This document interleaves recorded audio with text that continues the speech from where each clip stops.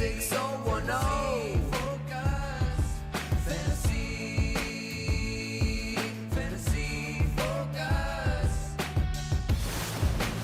What's good, everybody? Welcome into Fantasy Focus Football alongside Stephania Bell and Yates. My name is Daniel Dopp. Are you guys as tired as I look right now? You don't look tired, actually. You look energized. Like maybe your team won. Maybe all your teams won. Maybe your fantasy teams beat some of my fantasy teams. No big deal. No big deal. I have a take on watching your team because obviously Daniel's Lions got a gigantic win last night. Huge. As a neutral party observer, there might not be a team that I enjoy watching when they play their brand of football as much as I enjoy watching the Detroit Lions. Yeah. They are unbelievably entertaining.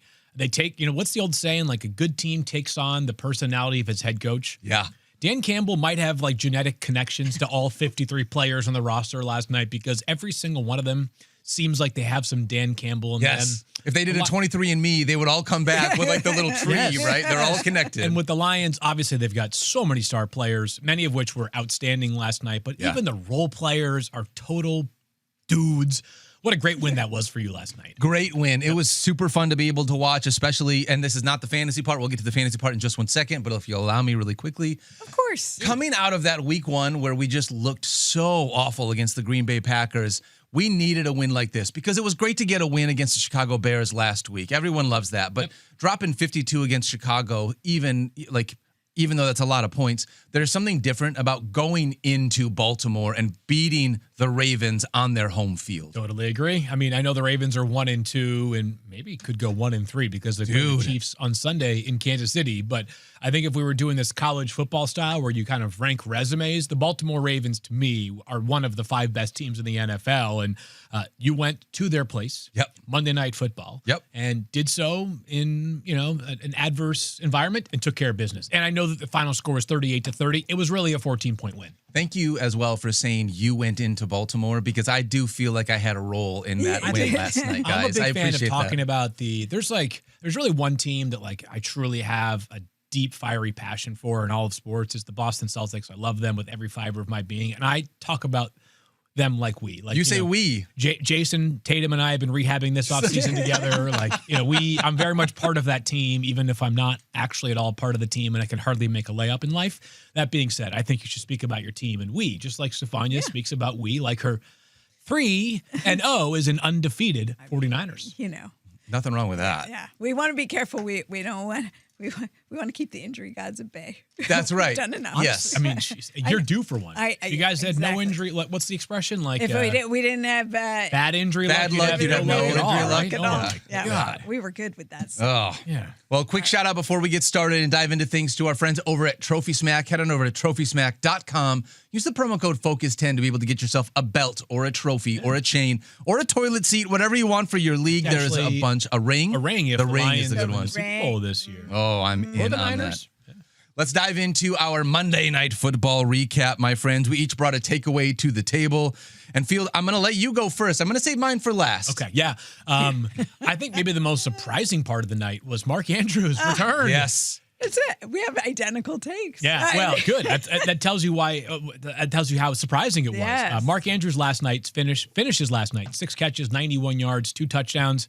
Yes, again, I acknowledge that one of those touchdowns was with like 38 seconds to go. Who cares? Garbage time. Garbage time. Fantasy points, those are even sweeter because you're getting them when you least expect them. 6 targets from Mark Andrews on a night that was kind of weird for the Ravens pass catchers. We can dive into that in just a little bit here. But I did feel like there was a bit of intention with this. For those that watched the game from the outset last night, who were the first 2 plays from scrimmage in the passing game to? They were both passes to Mark Andrews. Who actually on the very first play had 1 catch for 19 yards, which gave him 2.9 for the night.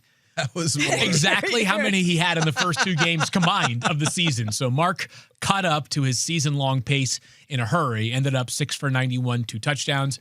Not ready to say that Mark Andrews is all the way back, especially with the backdrop of Isaiah Likely returning some point soon, maybe as soon as this weekend. We'll see. But Mark Andrews, was cool to see him look great last night. I know. This was my exact same take because, as you may recall, if you watched the show yesterday, I asked for proof of life of Mark Andrews. I wanted to see it. Yeah. And I think Lamar heard me because he came out and that was the first guy he went to as field reference 6 catches, 91 yards, and 2 scores. Do you know he also was 6 of 6? So every target thrown his way, he caught. There were no drops. Yay. I think that might have helped him get over, that bugaboo that was still hanging there from him dropping that pass in the end zone. He had 2 more catches on Monday Night Football with 6 than he's had so far in the first 2 weeks of the season, where he's had 4. So I think, what's that? I'm not going to do math, but the amount that he upped his catch total You're last actually being night. generous. Yeah. You said he had 4 catches in the first 2 weeks. He had 2 catches in the first 2 weeks. I think he had 4 targets, right? Was it 4 targets? 4 targets. Yeah. 4 That's what it was. targets. Yeah. Look. Again, I'm just math, trying to it's early speak. morning. It's That's early. right. I'm just so overflowing with joy. Thank you, at the sight Stephania. of Mark Andrews, who is the number 2 tight end on the week. Yeah. I mean, if you had going into this week, Yeah. what would you say the odds would have been of Mark Andrews being the number 2 tight end? Low. They would have Yeah. been low for me coming out of the first For 2 sure. games. Yeah, very low. I mean, he was hardly even a factor. Now, it came at the cost of Zay Flowers, who had this Yes. weird night. 2 catches for 13 yards on 3 targets. It's funny, I think it's too soon to declare anything as like a certainty for the 2025 season. One of the concerns about Zay coming into the year was that he was kind of like a peaks in a pit player, right? Mm-hmm. Like you have these games in which the talent shows up, and he's an amazing talent. He was a first-round pick for a reason, and he goes for 100-plus yards. But then there are other games where the Ravens either let a lot of other people eat, Yep. or Lamar might have like 19 passing attempts in a game because Derrick Henry goes for 150 on the ground, and they might win by 2 or 3 touchdowns. So an odd night for Zay Flowers, 2 for 13, not a whole lot to say other than still I'm going to have him as a top 20 wide receiver this week. But he's a bit more prone to this than some of the other guys that were being drafted around him prior to the season. Ideally, when you drafted Zay Flowers, and if you have never rostered him before, you may not recognize this, but this is part of the devil you dance with when you're starting Zay Flowers. You'll get some of those boom weeks, and then you're going to have some of those valley weeks, like you called it, Field. Yep. Unfortunately, this was one of those valley weeks.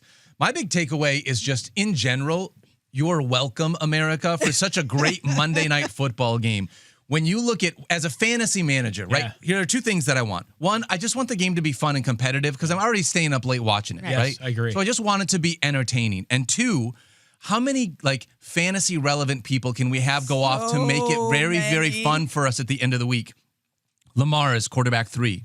David Montgomery is running back 2. Jahmyr Gibbs is running back 3 on the week. Amon-Ra was wide receiver 7, and Mark Andrews was tight end 2. We had top 7 performances at every single position across the board. Yeah. It was just super fun to be able to watch. Nothing stood out to me more than this Detroit Lions running game. They looked unbelievable. David Montgomery with a career-high 151 rushing yards. What a night for him. It was very different, actually. Like, Jahmyr Gibbs got bottled up. If you look at his yards per efficiency, carry. yeah, it was really low. He still got in the end zone twice, still gets a ton of passing game work. This is one of the things with Ja that makes you not nervous. Is he still going to get enough work elsewhere? But when you have a boom game like this from David Montgomery, man, you're welcome. I mean, he probably helped you win a week. I was just going to say the volume was still there for Jahmyr Gibbs. Like Yeah. the volume was there, but they made it a focal point. Like we are going to try and contain Jahmyr Gibbs, maybe because there's so obviously he can hurt you through the air on the ground. But then, oh, that's okay. We'll just let David Montgomery feast during this game. I mean, and he ran so hard. I think to me, with running backs, I get really excited when I see them running so hard, so physical. Like it is impossible. Teams are trying to bring him down and they can't. Like that, I think it was to the eyeball test to me. If David Montgomery could sustain performances like that, you have to start talking about whether you got 2 startable running backs on one team. Yeah. We have seen a different split compared to last year. Last year, it was more equitable. It's the Jahmyr Gibbs show, to be clear. It is. And Monty was amazing last night. Not trying to be like the alarmist red flag guy, but 13 total opportunities for Monty is for a guy who only one of those was a catch, by the way. Like he needed big yardage and that pair of touchdowns to really pay off. Yeah. But Jahmyr Gibbs is amazing. I think my biggest takeaway on the Lions side is John Morton is here and he has announced his presence. I love Ben Johnson. I think Ben Johnson's the most creative play caller in the NFL. It's cool to see that the system he left behind and the work that he left behind has sustained, right? Because this team is still not only very, very talented, but there was some great creativity. Daniel and I were talking about this earlier this morning. The 4th and 1 play the Lions ran from like the Ravens 5-yard line where Jared Goff took the snap, handed it to Hands it off vertical. Yep. He almost like Statue of Liberty style to Amon-Ra St. Brown, who then subsequently pitches it to Jahmyr Gibbs, a play that I'm sure has been run before. I haven't seen it in quite some time. Really fun to watch. This Lions offense is so, so talented. J-Mo is the guy who's most vulnerable, though. Yeah. He's going to have that boom-bust nature to his game based on what this team needs. And they started out the week. I mean, it was kind of like the Mark Andrews, where it was like the first drive, you had 2 catches for 40-some yards. Yeah, for J-Mo. And then he just sort of disappeared. Still not quite there yet. He's going to have a handful of games this year where he goes maybe 4 catches for 117 yards and a touchdown.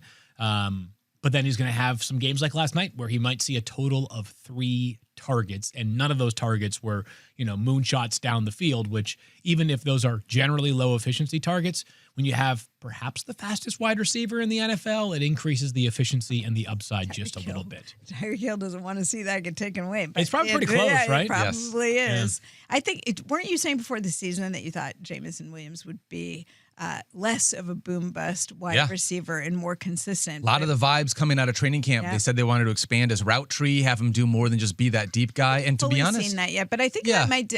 There's still time. We're only through 3 weeks of the season. My other big takeaway was, oh my gosh, am I feeling sad for Derrick Henry? I want to go give him a hug. Empath Bell strikes again. Well, did you see him on the sideline throw it out and then actually. talking to reporters after? I mean, I think he's just puzzled, beyond frustrated. I think he's puzzled. This is a guy, he's not a young running back. This is not and this is a problem he's never had. Now he's fumbled in 3 straight games. 2 of those have been lost fumbles. One that you could arguably say changed the outcome of the game. Last night, I don't know that it would have changed it, but it certainly helped them blow it wider open.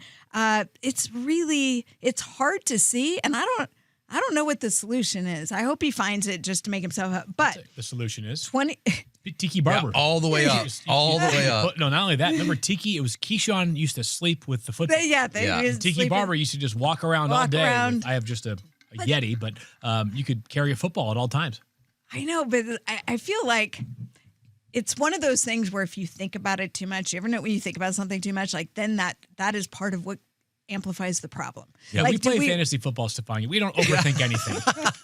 Well, he did have his 22nd career rushing touchdown of 25 or more yards. And did you know that between Saquon and Christian McCaffrey, they only have 21 of those combined? So, those big rushing touchdowns that Derrick Henry has, that's what makes him so valuable in fantasy. You just hope that they get the fumble thing. Yeah, he's amazing. I think, back-to-back duds for by Derrick Henry standards, right? Yes. Under 11 fantasy points. He had 2.3 in week 2. Here's the concern. Is our team's going to say, this is what we're going to do, is we are going to try and just take on Derrick Henry? Because, the Cleveland, good luck stopping Lamar Jackson. I don't know. I know. Well, but we've seen very different. Week 1, Derrick Henry bowled over everyone. Yep. And then we heard the comments coming out of Cleveland about he's easy to tackle. Yeah. We thought, oh boy, look out. Turns out they did a pretty good job of stopping him. The Lions did it also, Oh, that goal line stand was. Yeah. Oh. Yeah. I think the counterpoint to that, for those that are concerned as Henry managers, is the Ravens have scored 35.5 points per game over those 2.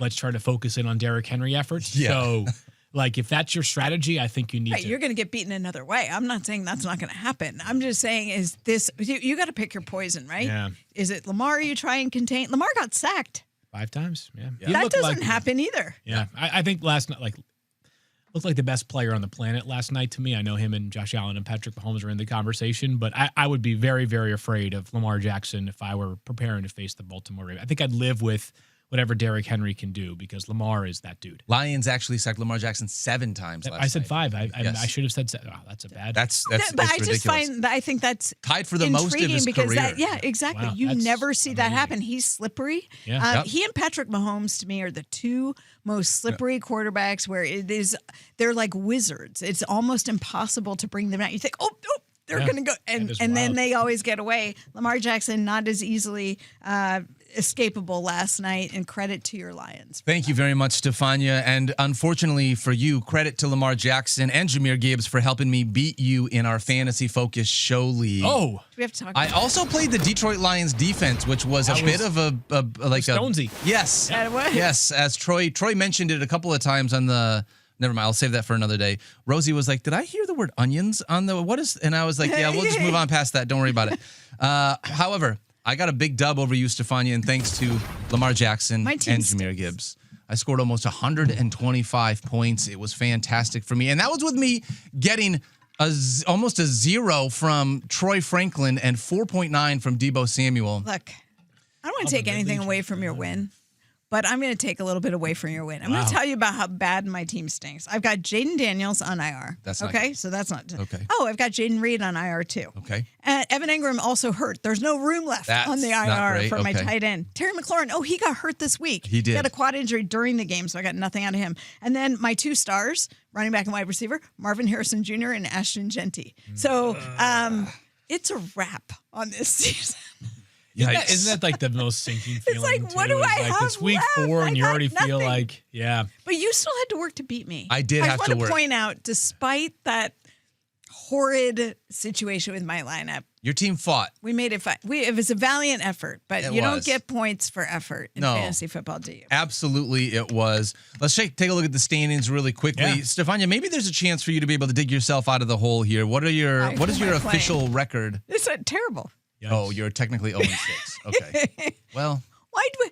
Yeah, I know. It is a Love that we put that up today. producer-dominated standings right now. I know. I think Presley crushed me in the first week, and he's got a massive team because look at his point totals are great too. Dave has got an absolute wagon of a team. The 4 of us are not exactly holding up our end of the bargain. Mike is the best, and he's in 6th place. Daniel is in 8th place. I got my first 2 wins. And me. Yeah. There we go. We're my bringing team, it. I'm a second half team, truthfully. So that's right. As I'm sitting here trying to figure out who I might have available. I don't know. I got to hit the waiver wire. I hate playing with a bunch of smart people. This was really awful. I can't just go out worst? and snipe the good guys off the waiver wire because there's other people trying to do it. Yeah. But, again, a reminder, by the way, for those that are like, how is the team 2-4, 0-6, or 6-0? We play with victory points as well. So we. What are victory points, Field? Victory points are when half the league, the top half of the league in scoring that week gets a win. The bottom half in scoring that week gets a loss. It helps offset scenarios where you are the second or third highest scoring team in the league, but you lose your head-to-head matchup. You get some sort of consolation. Conversely, it does punish the people that win an absolute. A pitcher's duel, if you will. Yeah, 78 to 81 duel rather than. You know who doesn't help? Who does it not help? Ashton The people like me. I'm sorry about that, Stephania. Damage to their roster. When you could be 0-3, you're 0-6. You're 0-6. Yeah. It's doubly bad, is what it feels like. That's Oh, right. man. Don't call it a comeback. That's right. Hey, don't quit yet. Listen, a lot of things have happened. Field Yates, you showed us last year. Was it this league or was it the FF Now League in which you had a valiant comeback to be able to dominate? It was one of those. Well, FF Now last year, I think I was like 3-3 to start, and then I didn't lose the rest of the way. Okay, maybe that's this league though. So, Fantasy Focus Show League last year. So I started very slow, and then like the last week, I was like 0-6, or maybe I was 1-7, and then I in the final week was competing for the final playoff Wasn't spot. that our That's trade? right. That was the Yes, trade Justin one. Jefferson, Yes. Christian McCaffrey. Yes. Yeah, how'd that work So out? we'll see. I after winning the league a couple of years ago, I have managed to stumble in pretty remarkable fashion. So maybe the good juju was exclusive to 2023. Yeah. Well, we'll see how things work out here in 2025 as we're going to continue to play out this Focus Show League. By the way, head on into our YouTube chat where our buddy Eric Moody, who was also in the league with us, is hanging out. It's not been great. It's been a tough start to the season. Eric Moody can give you like good, feel good. He's going to tell you like his strategy to come back when you're down and why you need to stay in it and keep trying. And Moody, by the way, had a big week in FF Now. He had a huge week in FF Now. Got a gigantic W. So we'll talk about that on Sunday's show to make sure that we don't merely shine the light on the disappointing performances of the week. All right, let's dive into the week 4 waiver ads, my friends. Stephania, every once in a while, I'm going to tag you in here, although there's some stuff that we already have figured out. So I'm going to rip through a few things here. But I'm going to start with my priority ads. Okay, these are like 10-team league. You got to add them? Need to be added in 10-team leagues. Do you have more than one? I have 3 of them in total. Okay, I'll be curious to see who they are then. I have 3 of them in total, and the first one is a very obvious one. It is the most obvious one. It is a guy that you need to be adding first and foremost off of waivers, and it is Trey Benson. James Conner, unfortunately, was carted off Sunday with a season-ending knee injury. Nope. Foot injury. Foot injury. And actually, the news there and what is that it's a foot, not ankle, as originally reported.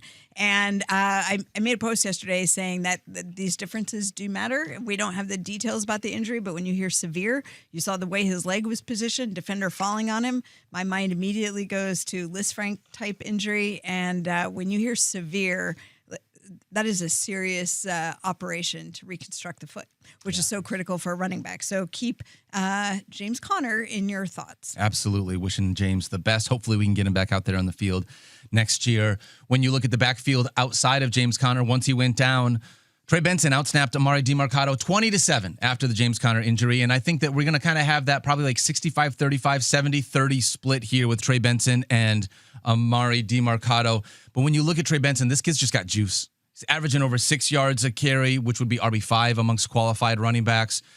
He has 10 targets this year. He's getting utilized in the passing game. He actually had more more targets than James Conner did pre-James Conner injury. It wasn't just that all that happened after James Conner went down. So he is going to continually be utilized as a part of this backfield. He had 10 carries for 42 yards. He's only rostered in 54% of leagues. So that's technically over our 50% threshold, but he's close enough and a big enough name that he needs to be rostered. He was drafted to be the eventual replacement as the number one running back of this team. Yeah. We didn't think it was going to happen quite this quickly, but Arizona is going to hand over the keys to Trey Benson. I would spend probably 70% of my fab right now. It's interesting. I was thinking about it, and I know that we've said this now this will be the third straight week. Bad waiver weeks. It's not great. Things look a little bit better. Like after week 1, like Quentin Johnson feels a bit stickier than we thought it would be. Juwan Johnson, I think, has entered like top 8 tight end territory, which is valuable given how thin that position is. Daniel Jones has obviously been really good. But Trey Benson, this might be like not risk at all, because of course we have many other insurance backs that are just one injury away from having a similar type outlook here.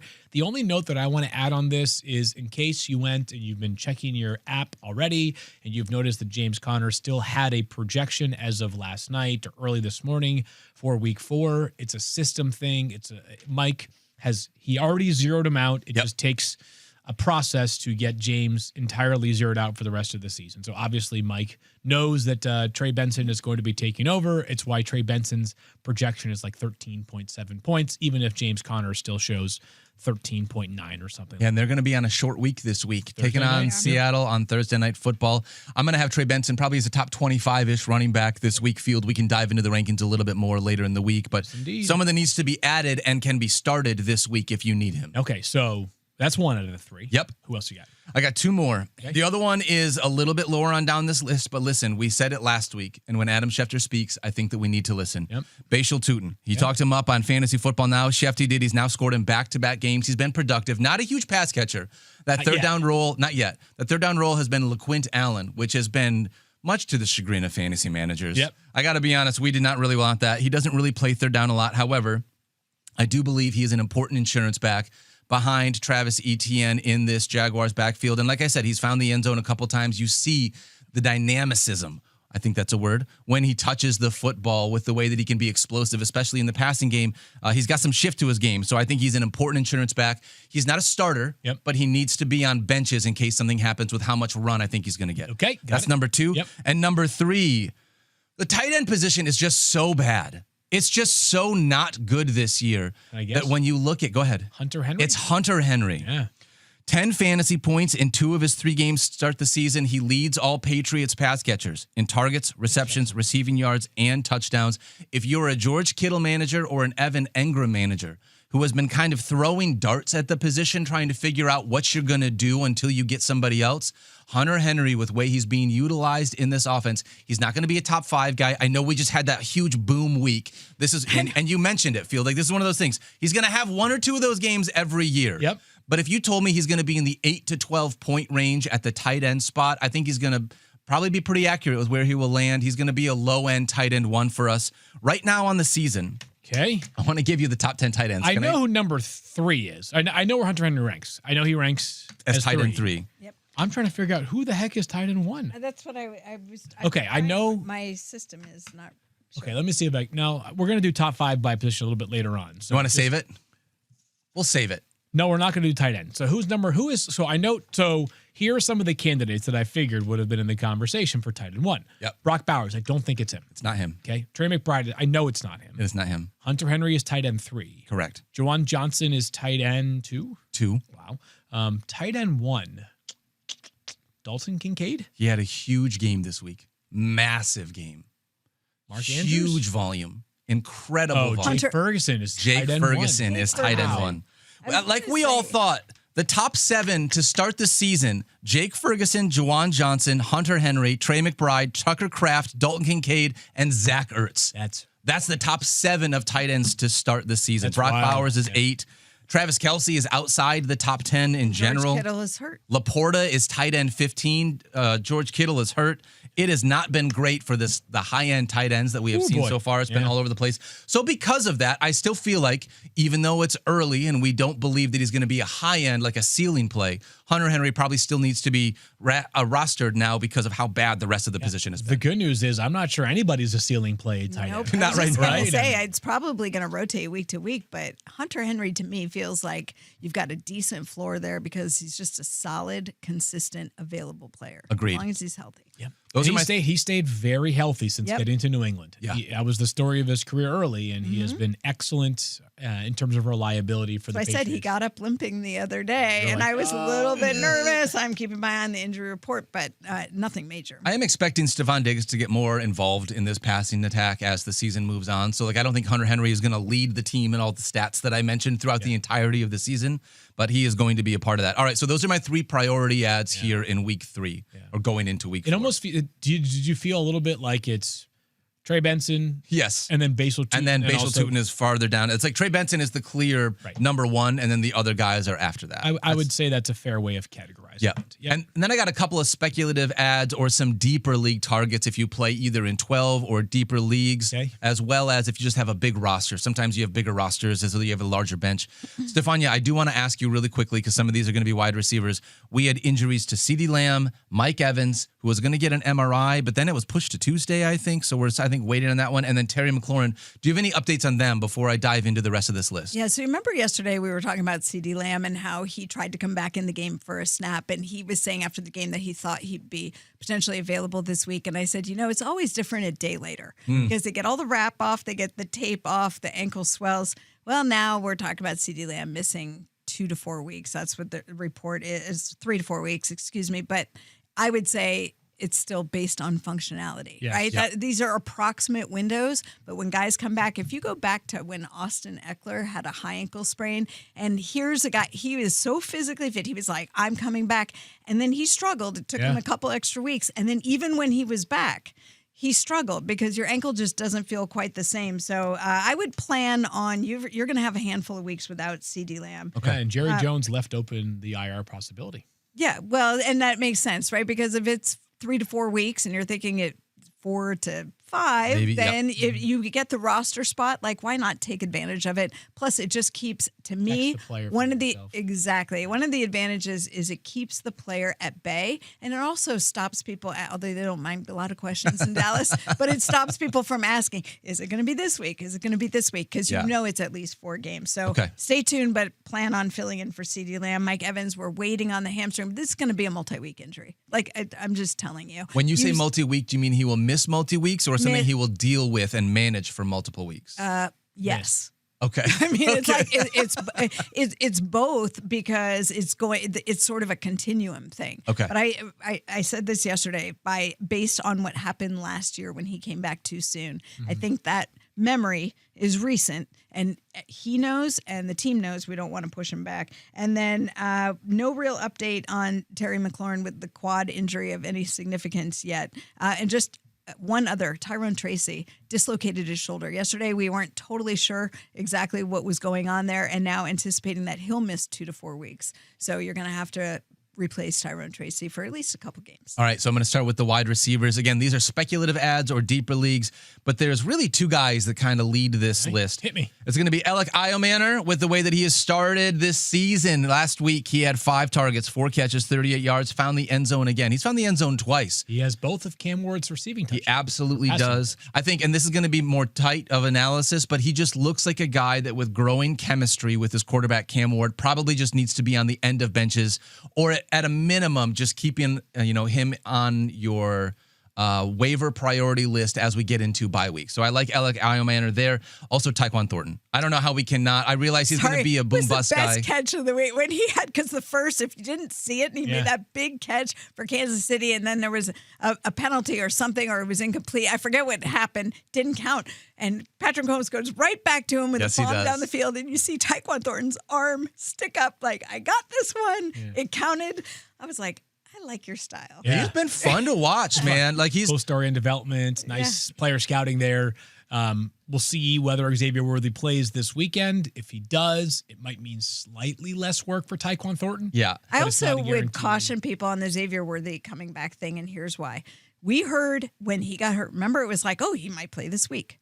And then it was pushed back. And then it was like, oh, it's going to be another week, but probably next week because he's out practicing. And then it was like, oh, no, he's not playing again.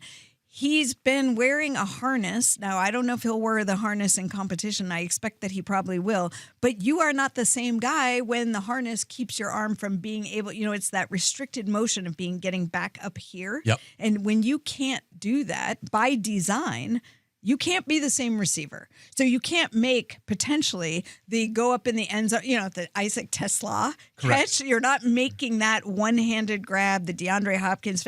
There's certain things he won't be able to do. And even the little bits of video, because we don't get to see all of practice, people are like, oh, there's Xavier Worthy catching a pass. He's catching them down here.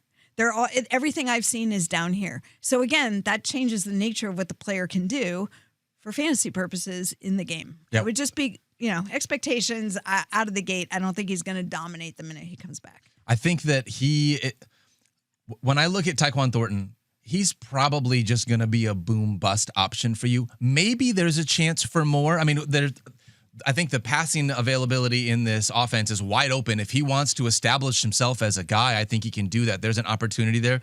But I think a little bit of a narrow window here. Agreed. Week 7, once Rashee Rice comes back. And if Xavier Worthy returns at some point in the next week or two, even if he's not full Voltron coming out of the gates, presuming if he can stay healthy by week 3 or 4, I think we would expect healthier Xavier Worthy plus Rashee Rice being back probably means Tyquan Thornton is playing a bit role in that offense.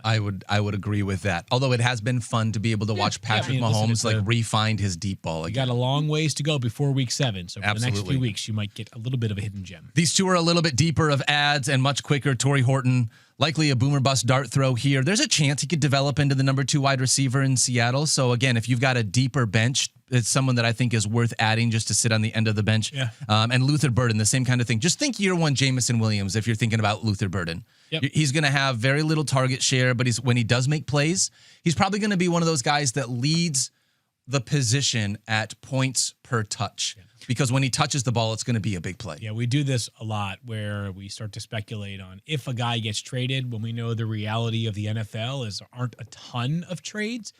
And after last weekend, it doesn't feel quite as awkward if DJ Moore were ever traded.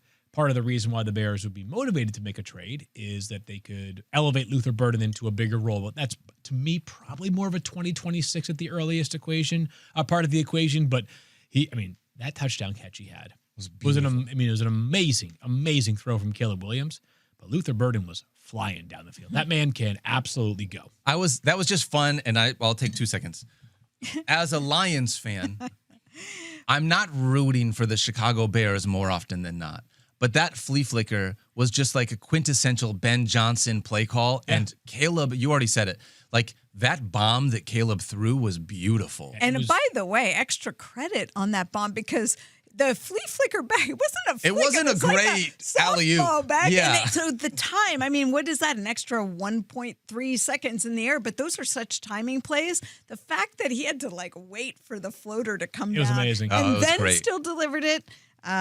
Shout out to Caleb. I got two more really quickly, and if you're going to be needing to fill in a running back, either because you had Tyrone Tracy or let's say you had Najee Harris on your bench. Unfortunately, Najee also going to be done for the season, so no reason to keep him. You can cut him. I think Ollie Gordon looks to be a goal line candidate, should be consideration for just the end of benches. We've watched the Miami Dolphins be able to have two running backs before. If they ever decide something's not working in the passing game, they could always just maybe go back to being a two running back system. So I think Ollie Gordon, with the way that he can be utilized at the goal line, should probably be on the end of benches or at least considered.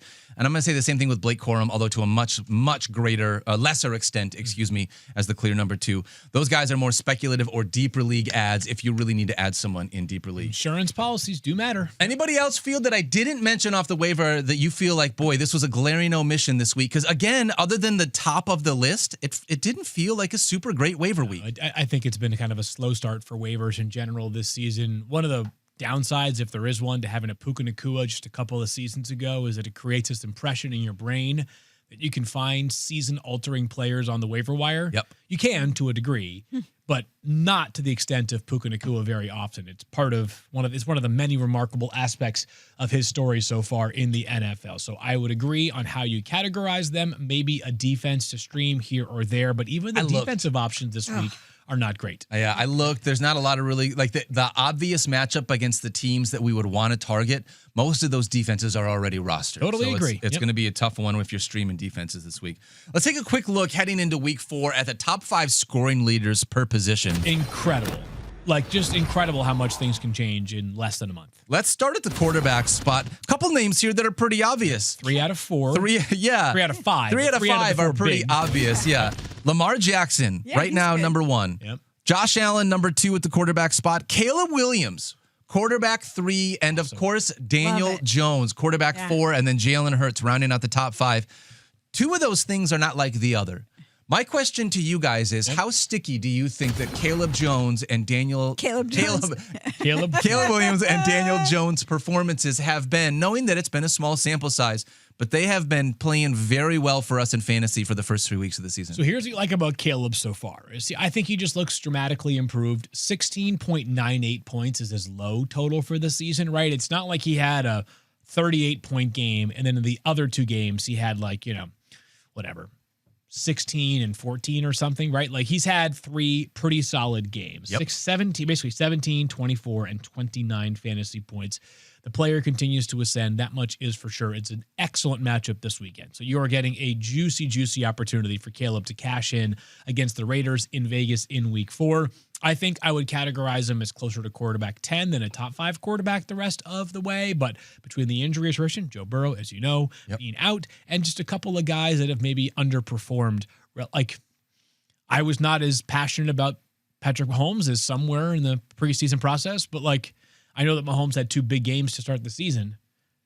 That was because of his legs. He had 2 rushing yards this past week. We saw what it looks like. Thank you very much. I was a week too early on this. If I had said this, if we did our board bet on Patrick Mahomes this week, I would have won because he was outside the top 15 at the position. Yeah, and Bo Nix, by the way, has been bad. He's been really bad. Flat bad. So some guys trending down. Caleb is certainly trending up. Top 8, I do believe, is possible for him for the full season. One of the things I love about Daniel Jones is the fact that we're getting the rushing value that we hoped we'd get, but we weren't sure that we would get. This is a guy now a couple years removed from his ACL tear, in addition to being in a great landing spot.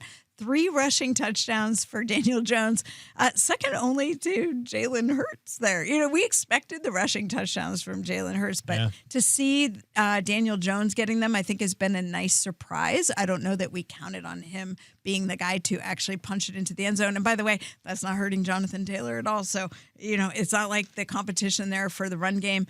And also, no turnovers. So you're not getting the negative points from Daniel Jones. It's been incredibly accurate. We'll see how well that holds up. And we'll see as the time goes on. So Daniel Jones, because of his history, which is uneven at best, right? One of the most turnover-prone quarterbacks since he entered the league back in 2019. It'll rain on my parade. Well, hold on, though. No, I'm he's been incredible. Because of his past, I think there are still some people that are maybe 60, 70, 80% of the way to completely trusting Daniel Jones. If he does it again this weekend against this Rams defense, I don't think there's any other trust issues going forward. People are saying, until proven otherwise, this is a top 6 fantasy quarterback. because of the rushing upside that Stephania noted, because of the passing offense that he has orchestrated so far. The eye test has been really good to Danny Dimes. The Colts' big bet on Danny Dimes has paid off remarkably. Week 4 is yet another, it's kind of a touch point moment. If they win and he plays well, even if they lose and he plays well, for fantasy purposes, any concerns people might have about whether this is a fluke or if this is the real deal, I think go out the window. I definitely feel like when we get to the end of the season with the way we've started, and this is going to be a big test, but it just feels like Daniel Jones is going to be one of these guys that we look back and say, wow, that was the guy that when you look at the waiver wire, potentially like helped people be able to make playoffs and or get to championships. I like it. Is there a player on here? I guarantee, let's like a little field in the blank here. And I don't know if we're doing that segment today, but I guarantee we're going to create it. Blank player is going to be inside this top 5 list once we get to the end of the season. Top 5? Guy top who's 10? not currently part Guy who's not currently in this list. Is the obvious one just Jaden Daniels? It is, yes, because Jaden hasn't even been that great in real life football, and he's been pretty darn solid for fantasy football, right? He has. So that to me is the low-hanging fruit answer, but I don't also think it's irresponsible to say as much. And we'll see on Jaden. Yesterday, Dan Quinn was in his day-to-day mode, which, as Stephania reminds us, we all are. Yes, and I think that's the responsible way to be for a player like Jaden Daniels. I thought it was maybe that we were thinking about top 10 guys. I mean, I just am high on Drake May and the rise of Drake May. Yeah. Like, I think he's somebody who could surprise us and end up, right on the boat. I don't think he'll hit top 5. I just don't think he's there. But I think he could have maybe a top 5 week here and there, and I think he's going to be in the top 10 for sure. He's not that far off though, Stephania, as Drake is currently quarterback 6 on the season. So like, not that far off at all. Yep. And the most important part for Drake May is his number. He has through 3 games, 21 rushing attempts. Mm-hmm. Drake May is just a remarkable athlete for a player of his size. If he gets 7 rushing attempts a game, do the math on that, that's over 100 for the season. That would be glorious for our purposes. We've got 12 quarterbacks through the first 3 weeks of the season are averaging over 19 fantasy points a game. Yeah, and you love to be able to get this kind of production from the quarterback spot.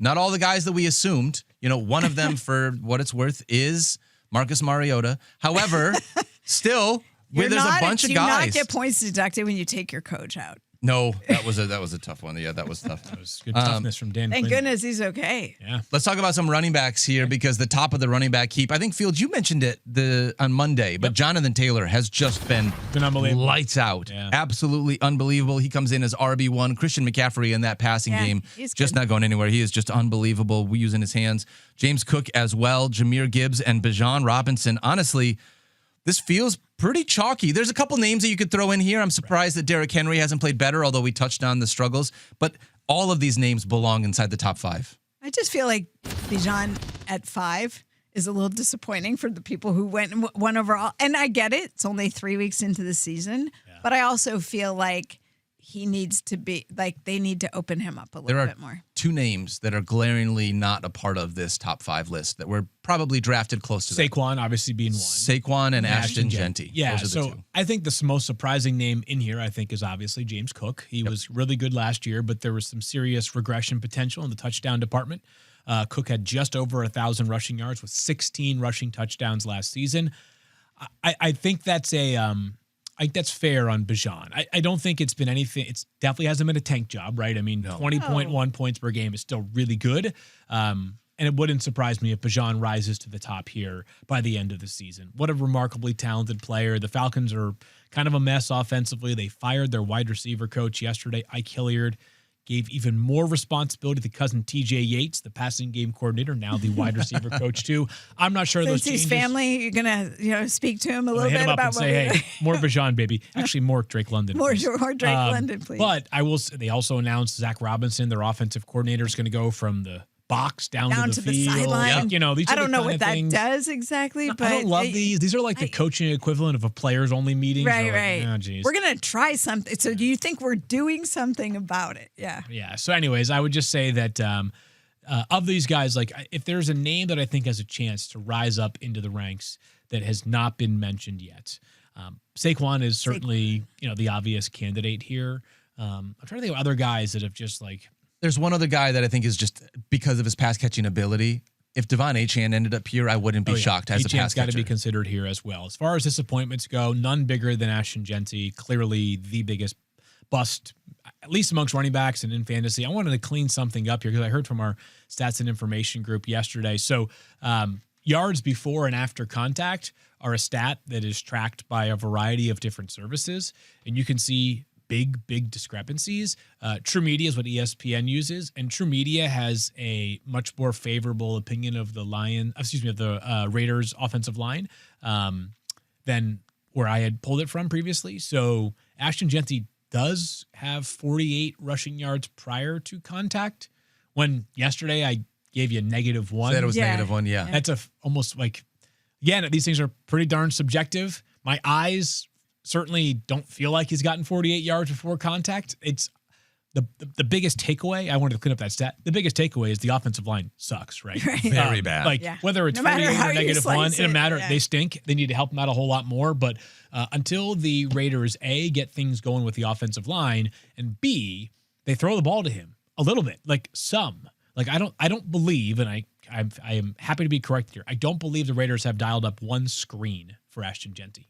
Oh, wow. Like they've done dump offs and stuff, but I'm talking about just like a little screen where you just like let the player. Honest to goodness, every week I look for one of those. Just one. Just one. So until those things happen, this is a bust of the highest order. Chase Brown, not too far. I mean, he wasn't taken quite as high, but Chase Brown's been a big disappointment at the running back spot as well. Not as disappointing, but Barkey Irving's really seen his efficiency drop. He's averaging under 4 yards per carry. Remember, Bucky was this really efficient runner last year. So there have been some disappointments for sure so far. There's a surprise for me, and that's Javonte Williams is the 7th overall running back in terms of fantasy points. And I think, we were staying away from that backfield because it was, who's it going to be? It's going to be this combo, and it really hasn't been. It's been Javonte Williams, and I don't know off the top of my head what his rostership is, but really high.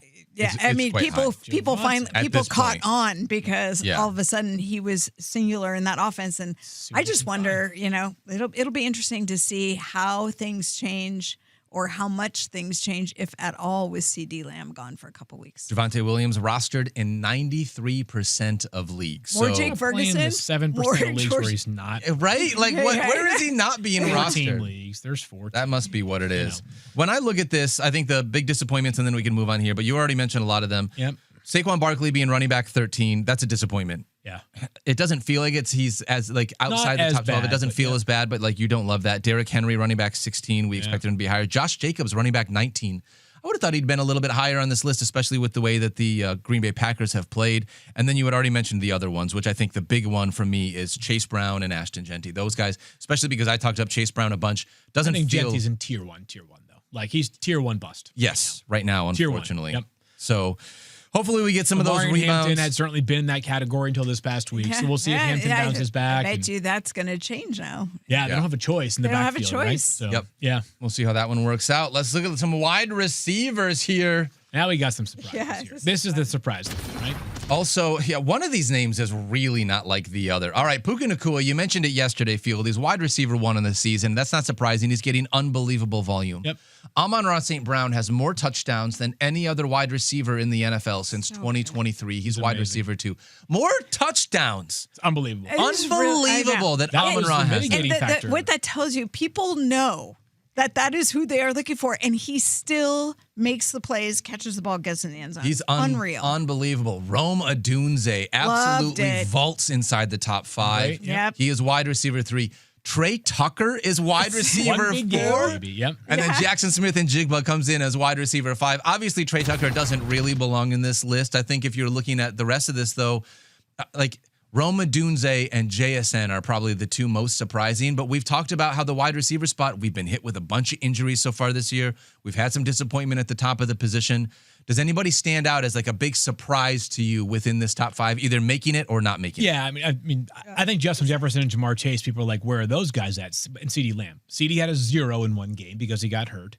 Justin Jefferson and Jamar Chase have been playing with backup quarterbacks, at least for 1 out of those 3 games. 1.5, nearly 2 for Jamar. To me, the name that I think is most surprising in a positive way and has some potential to stay around is Rome. Yeah. He's been awesome. 9th overall pick in the draft last year for the 1,000th time. I repeat that. he quickly catapulted DJ Moore as the Bears' go-to guy. Yes. Now, we saw a little bit of everybody eats last week.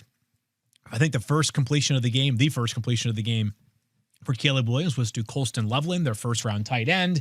He got hurt, but he was playing a larger role. Cole Kmet had a touchdown. Luther Burden had that long touchdown. But with a 27% target share for Rome Odunze, when you've got pedigree, a huge target share, and a very good quarterback, recipe for big-time fantasy success. Absolutely. I just think this is what I think this is what we thought it was going to be, but it's happening faster than we thought it was going to happen. You know, I think we all thought that he would likely emerge as wide receiver 1 in Chicago this year, but if you told me it was going to happen this quickly and he was going to be in the top 5 of wide receivers at this point in the season, I would have been surprised. Yep. To me, the biggest disappointment, not in this top 5, Malik Neighbors. You know, huge investment there. And I think the telling stat is 32 targets, 16 catches. Like, it's just all out of sync in New York. So tough to watch. And if you invested in Malik Neighbors as a top wide receiver, you're not getting much payoff there. I like you got the big game that you got out of him in week 2, which was fantastic. Like that was really nice. But your frustration has to be high because especially, only 2 touchdowns on the season.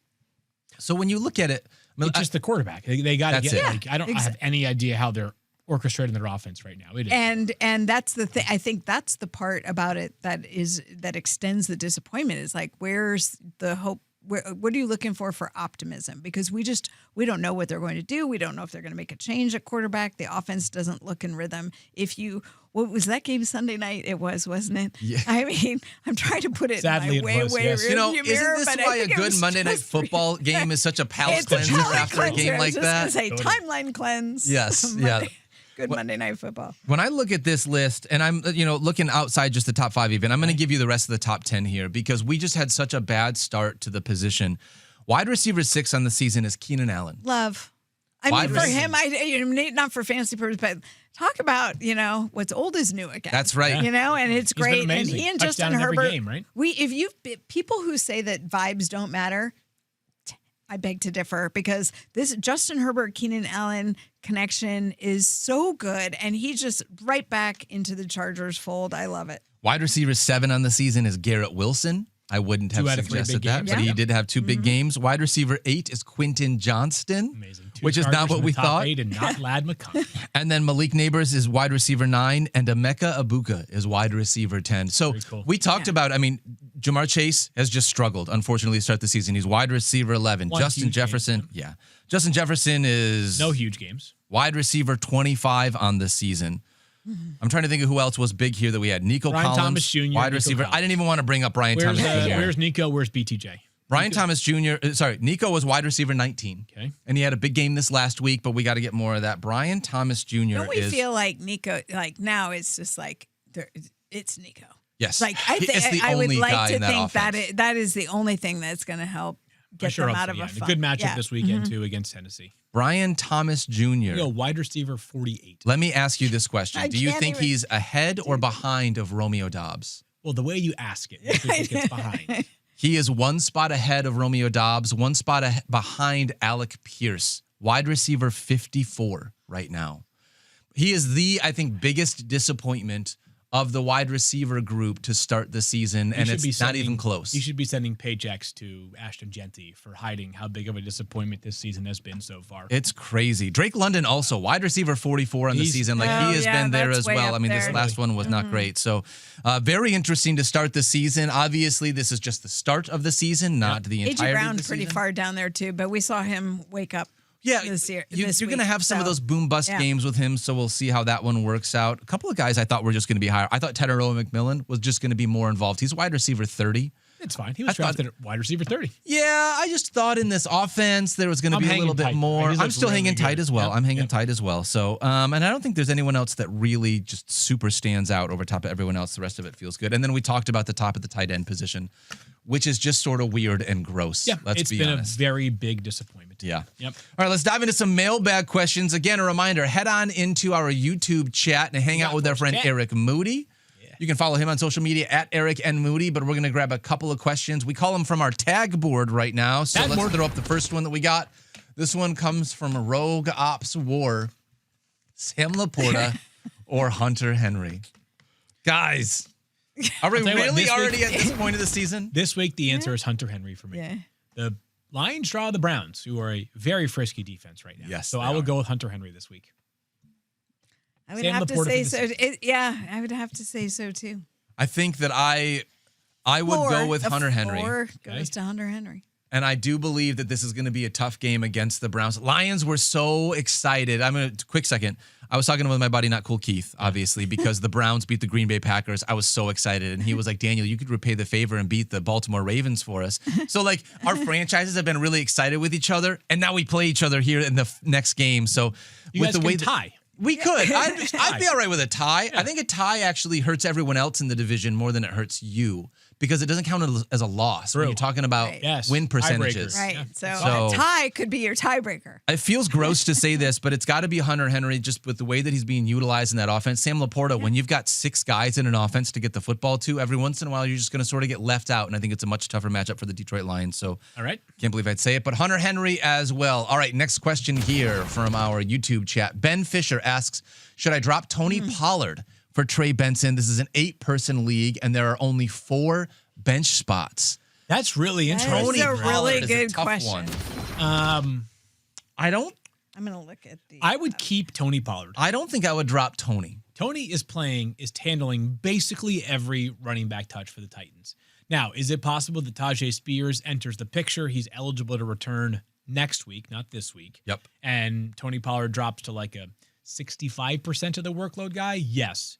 Oh boy, that's a tough one right there. I'm looking right now just so I can give some context. Tony Pollard is averaging 10 fantasy points a game. He's running back 26 right now. And 26 before you get a return. I expect Benson to be better than that. The Titans offense has really stumbled out of the gates. Agreed. They don't score many touchdowns. So Tony's not dramatically involved in the passing game. The next few games for Arizona. Thursday against the Seahawks. Seattle. Yep. Week 5 against the Titans.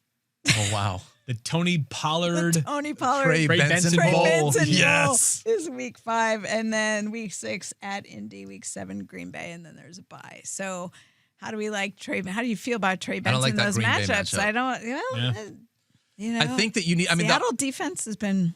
If this was almost any other person, I would say probably yes. But when you only have 4 bench spots, it really tightens how you're deciding where you want to be able to roster your bench. So I don't think I would drop Trey Benson just in this, or drop Tony Pollard in this specific question. But in almost any other situation, I'll bet you I could find a person on your bench that I would drop for Trey Benson. Yep, it's close. So it would be a tough one here. All right, let's grab another question here from our YouTube chat. This one comes from Jesse. Is Stephon Diggs droppable for a Torrey Horton or Ollie Gordon? I'm going to say no. He's droppable.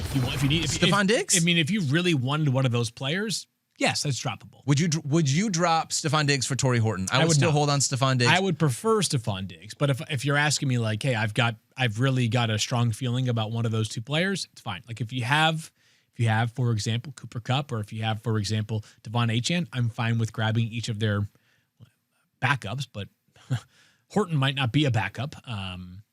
But it was Diggs has more value to me, but I understand where the concerns are. I get the question. I think it would be easier for me if it was the Ollie Gordon side, although I think you're stretching more than the Torrey Horton side. Yep. But just because of where the running back spot is, knowing that if you were a James Conner manager, potentially you had Tyrone Tracy and he went down, or Chase Brown has been awful for you to start the season, and you're like, I just need more running back depth because it's so bad on my team right now. I get it. Yeah. I think that's where I would feel more comfortable than just doing the wide receiver for wide receiver. Last thing I'll say on this. Did you guys watch the fastest 3 minutes last night during halftime? Chris Berman dropped Torrey Horton, of course, had a long touchdown. Torrey Horton, here's a who. That was good. Amazing. That was good. That was just so good last night. So good. What was didn't he do an EIO? When he was replaying the Jets block kicked. Will McDonald. Will McDonald blocked the kick. EIEI. Oh, no. For Tampa Bay. So good. I love that. There are certain things that until the end of my time on this earth I will enjoy. And I just love watching Boomer, man. I do. Give me the fastest 3 minutes. Like, I'll sit down and make sure that, like, that's appointment level viewing for me every single week just to be able to do it. So good. All right, we got one more question here from our YouTube chat. This one's going to come from Jaden10. Is it time to drop Jaden Blue? The Jaden is spelled differently, so I don't think this is Jaden Blue asking about himself. Yeah. Is it time to drop Jaden Blue, or is the potential upside whenever he finally plays? I would say this. I would describe him this way. He's droppable. I agree. If you need to, then absolutely you can drop him. Yeah, I wouldn't be holding on. If you have other needs, I would not be holding on and waiting for that to happen, because I think as long as Javonte is doing what Javonte is doing, there's not going to be a huge change. Yep. I would agree with that. Totally. And this team might mean they're already 1-2. I think they'll be 1-3 after Sunday night. Maybe they get to a point where they want to play young players. We're a long ways away from that. And Javonte Williams, by the way, he may feel old. He's in his 5th season. He's not that old. No. He's a 24-year-old, 25-year-old running back. I can't believe that Maybe 26. Javonte has rebounded the way that he has, especially because I was like, oh, man, I hate that. I'm not in on this Dallas Cowboys. Give me all the pass catchers. Yeah. And then it feels like he's just come out and absolutely lit the running back world on fire here. So, like, congrats to him. Anytime we can see a guy come back from injury, and he needed another year to be able to fully get back to himself, but it's been a very fun story if you have Javonte Williams. Been less of a fun story. We're just talking about guys that you need to cut for Caleb Johnson. Caleb Johnson's still rostered in 50% of leagues. I just don't think he should be on benches. Doesn't need to be. Yep. Yeah. You're good at this point. Like, he can be cut, and basically any of the guys that we've talked about on the show today, I would add over top of Caleb Johnson. I really hope the best for the kid in the future, but right now for us in fantasy, it's not going to happen. So agreed. All right, that's going to do it for us today. Thank you so much for hanging out with us, guys, especially for hanging out in the YouTube chat, and to our buddy Eric Moody. Follow him on social media at Eric and Moody. We're going to be back tomorrow diving into the Week 4 rankings. Me, Field, and Mike. Stephania, hopefully we have no more major injury updates, but if we do, we're going to find them out. You do the Buzz File every single week. We're going to continue to keep our eye on that, as well as fantasy football now towards the end of the week. Yes, we love you guys. Don't forget to love each other. Be kind to yourself and get your waiver claims in. We'll see you guys tomorrow for our Week 4 rankings. Later. You're in the 06